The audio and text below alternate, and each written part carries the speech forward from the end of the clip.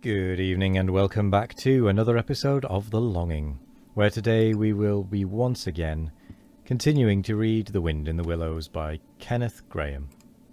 So, let's get going.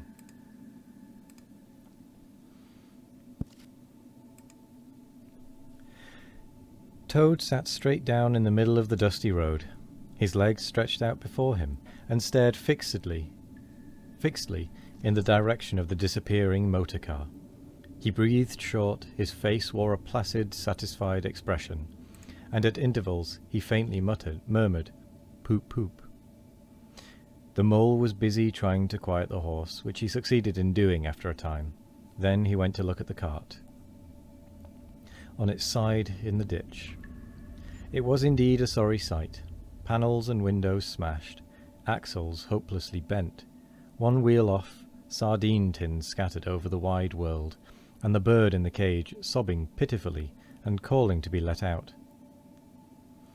The rat came to help him, but their united efforts were not sufficient to right the cart. "Hi, Toad," they cried. "Come and bear a hand, can't you?"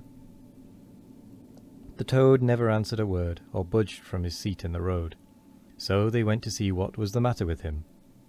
They found him in a sort of trance, a happy smile on his face, his eyes still fixed on the dusty wake of their destroyer. At intervals he was still heard to murmur, "Poop, poop." The rat shook him by the shoulder. "Are you coming to help us, Toad?" he demanded sternly. "Glorious, stirring sight," murmured Toad, never offering to move. "The poetry of motion, the real way to travel, the only way to travel. Here today, in next week tomorrow. Villages skipped, towns and cities jumped. Always somebody else's horizon. Oh bliss, oh poop poop, oh my, oh my. Oh, stop being an ass, Toad," cried the mole despairingly. "And to think I never knew," went on the toad in a dreamy monotone. "All those wasted years that lie behind me. I never knew, never even dreamt. But now that I know, now that I fully realize, oh, what a flowery track lies spread before me, henceforth. What dust clouds shall spring up behind me as I speed on my reckless way. What carts I shall fling carelessly into the ditch in the wake of my magnificent onset. Horrid little carts, common carts, canary-coloured carts." "What are we to do with him?" asked the mole of the water rat. "Nothing at all," replied the rat firmly, "because there is really nothing to be done. You see, I know him from of old. He is now possessed. He has got a new craze, and it always takes him that way in its first stage. He'll continue like that for days now, like an animal walking in a happy dream, quite useless for all practical purposes. Never mind him. Let's go and see what there is to be done about the cart." A careful inspection showed them that, even if they succeeded in righting it by themselves, the cart would travel no longer. The axles were in a hopeless state, and the missing wheel was shattered into pieces. The rat knotted the horse's reins over his back and took him by the head, carrying the birdcage and its hysterical occupant in the other hand. "Come on," he said grimly to the mole. "It's 5 or 6 miles to the nearest town, and we shall just have to walk it. The sooner we make a start, the better."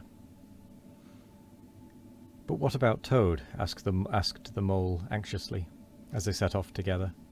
"We can't leave him here, sitting in the middle of the road by himself, in the distracted state he's in. It's not safe. Supposing another thing were to come along." "Oh, bother Toad," said the rat savagely. "I've done with him." They had not proceeded very far on their way, however, when there was a pattering of feet behind them, and Toad caught them up and thrust a paw inside the elbow of each of them, still breathing short and staring into vacancy. "Now look here, Toad," said the rat sharply. "As soon as we get to the town, you'll have to go straight to the police station and see if they know anything about that motor car and who it belongs to, and lodge a complaint against it. And then you'll have to go to a blacksmith's or a wheelwright's and arrange for the cart to be fetched and mended and put to rights. It'll take time, but it's not quite a hopeless smash. Meanwhile, the mole and I will go to an inn and find comfortable rooms where we can stay till the cart's ready. until your nerves have recovered their shock. Police station? Complaint? Murmured Toad dreamily. Me complain of that beautiful, that heavenly vision that has been vouchsafed me? Mend the cart? I've done with carts forever. I never want to see the cart or hear of it again.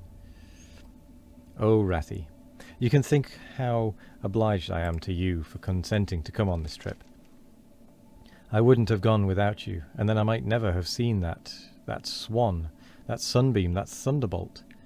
I might never have heard that entrancing sound, or smelt that bewitching smell.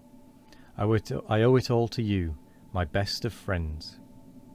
The rat turned from him in despair. You see what it is, he said to the mole, addressing him across Toad's head. He's quite hopeless. I give it up. When we get to the town we'll go to the railway station, and with luck we may pick up a train there that'll get us back to Riverbank tonight. And if ever you catch me going a-pleasuring with this provoking animal again— He snorted, and during the rest of that weary trudge addressed his remarks exclusively to Mole. On reaching the town, they went straight to the station and deposited Toad in the second-class waiting room, giving a porter 2p to keep a strict eye on him. They then left the horse at an inn stable and gave what directions they could about the cart and its contents. Eventually a slow train having landed them at a station not very far from Toad Hall, they escorted the spellbound, sleepwalking Toad to his door, put him inside it, and instructed his housekeeper to feed him, undress him, and put him to bed. Then they got out their boat from the boathouse, sculled down the river home, and at a very late hour sat down to supper in their own cosy riverside parlour, to the rat's great joy and contentment. The following evening the mole, who had risen late and taken things very easy all day, was sitting on the bank fishing, when the rat, who had been looking up his friends and gossiping, came strolling along to find him. "Heard the news?" he said. "There's nothing else being talked about, all along the river bank. Toad went up to town by an early train this morning, and he has ordered a large and very expensive motor car." Chapter 3. The Wild Wood. The mole had long wanted to make the acquaintance of the badger. He seemed, by all accounts, to be such an important personage, and, though rarely visible, to make his unseen influence felt by everybody about the place. But whenever the mole mentioned his wish to the water rat, he always found himself put off. "It's all right," the rat would say. "Badger'll turn up some day or other. He's always turning up.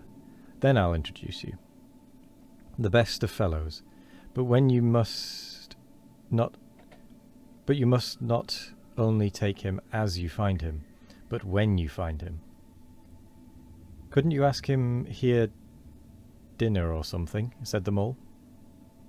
"He wouldn't come," replied the rat simply. "Badger hates society and invitations and dinner, and all that sort of thing." "Well then, supposing we go and call on him?" suggested the mole. "Oh, I'm sure he wouldn't like that at all," said the rat, quite alarmed. "He's so very shy. He'd be sure to be offended. I've never even ventured to call on him at his own home myself, though I know him so well. Besides, we can't. It's quite out of the question, because he lives in the very middle of the wild wood." "Well, supposing he does," said the mole. "You told me the wild wood was all right, you know." "Oh, I know, so it is," replied the rat evasively. "But I think we won't go there just now. Not just yet. It's a long way, and he wouldn't be at home at this time of year anyhow, and he'll be coming along some day, if you'll wait quietly." The mole had to be content with this, but the badger never came along, and every day brought its amusements, and it was not till summer was long over, and cold and frost and miry ways kept them much indoors, and the swollen river raced past outside their windows with a speed that mocked at boating of any sort or kind, that he found his thoughts dwelling again with much persistence on the solitary grey badger, who lived his own life by himself in his hole in the middle of the wild wood. And with that we come to the end of the episode. So I will say thank you very much for joining me today. I hope you all have a wonderful morning, evening, afternoon or night. No matter what time of day it is, I hope you all have a wonderful one of it. And as always, we will be back tomorrow for more of the longing. Goodbye.